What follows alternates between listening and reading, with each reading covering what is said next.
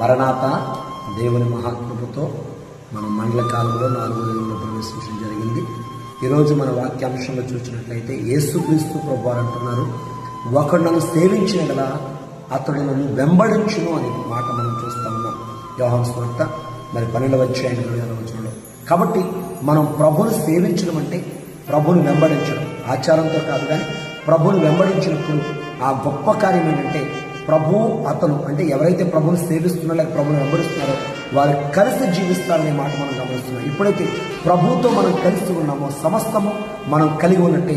ఎప్పుడైతే ప్రభువును మనం కలిగి జీవిస్తున్నామో తండ్రి చేత మనం గణపరచబడతామని ప్రభు చెప్తా ఉన్నారు. కనుక మన జీవితంలో మనం నేర్చుకోవాల్సిందంటే యేసును మనం వెంబడించే వారిగా ఉండాలి, యేసును మనం కలిగి జీవించే వారిగా ఉండాలి. ఎల్లప్పుడూ ఆయన సహవాసంలో ఆయన సన్నిధిలో మనం ముందుకు కొనసాగుతూ ఆయన రాకడ కొరకు మనం సిద్ధపడాలి. ధన్యత ప్రభు మనకు అనుగ్రహించుగాక.